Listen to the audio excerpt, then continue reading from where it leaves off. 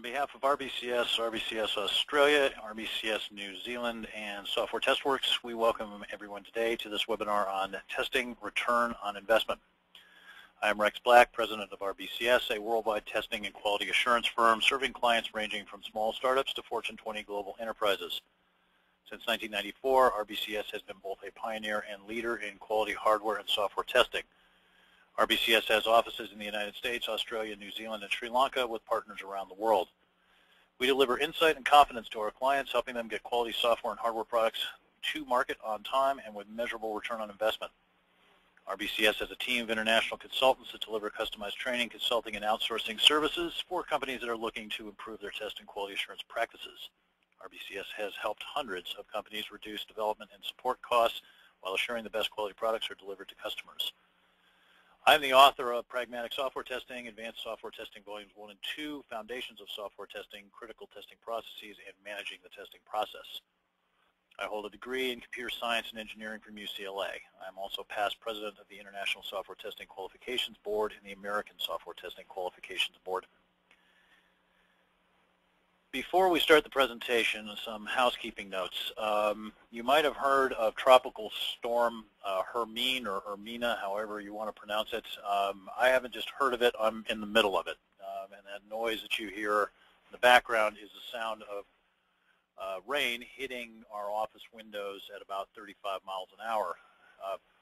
Since our internet connection and our power lines are suspended from poles, there is some possibility that the pole might go over or the line might be blown down, in which case this webinar will abruptly come to an end.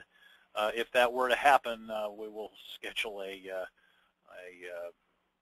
rerun of it some convenient time in the future. There will also be an evening presentation of this as well, evening U.S. time, and it's possible that that will run if there is a power failure or internet connectivity failure, but that presumes that the power and internet people can get the connections fixed between now and then, which is probably dubious.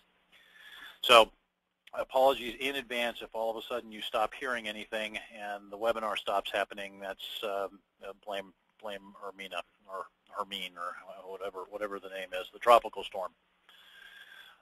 Now, assuming that we do keep things up and running, if you have any questions during the course of the webinar, please feel free to submit them throughout the presentation via your webinar interface. There's a place for asking questions. You don't need to ask for presentation copies. The presentation is on the web at www.rbcs-us.com. I believe it's on the digital library page. If you are having problems with either the audio or visual components of this webinar, please contact GoToWebinar support. And if for whatever reason you cannot get to the webinar online, or if you're dealing with an unreliable connection, just download the slides, the basic library, sorry, not digital library. Download the slides from the basic library at www.rbcs-us.com. Use the telephone to connect, not voice over IP. And if you try to connect and there's still no sound on the telephone, then that means that we've been the victim of the tropical storm. Okay, so here we go. Today's presentation is on return on the testing investment. So in our assessment and consulting work with clients, I often ask them, what's the business case for testing? And while people pretty much uniformly agree that testing is necessary and does serve an essential business function, people often have a great deal of trouble measuring the business value, and thus they can't articulate exactly what testing contributes.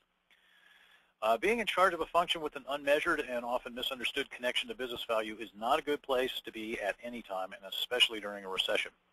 So this webinar will help you understand how to measure the business value of testing.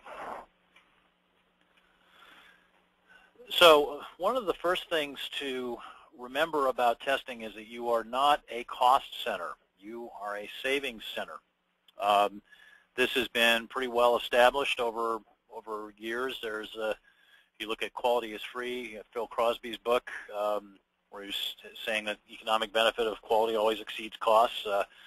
Duran and Greena explained something called cost of quality in their quality control handbook, and I will explain to you how that works when we get to that point in the presentation. Not terribly complicated. It's a very well-established technique.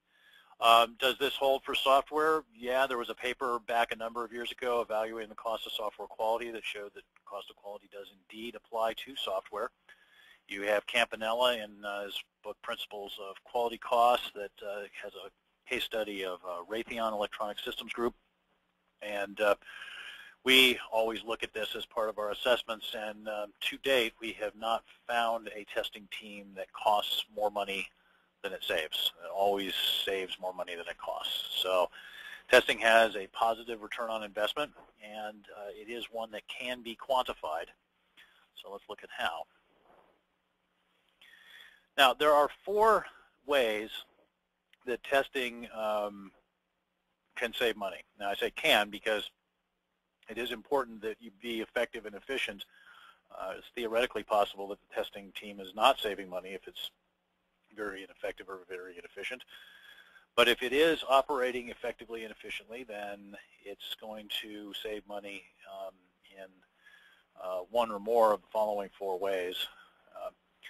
Either due to finding bugs that get fixed or preventing bugs, finding bugs that don't get fixed but are then known problems that can be managed around, running tests that mitigate risk. There's a risk mitigation value to testing, and some of those risks are potentially quite expensive, and providing information, timely, accurate, and credible information that helps project team guide the project to success.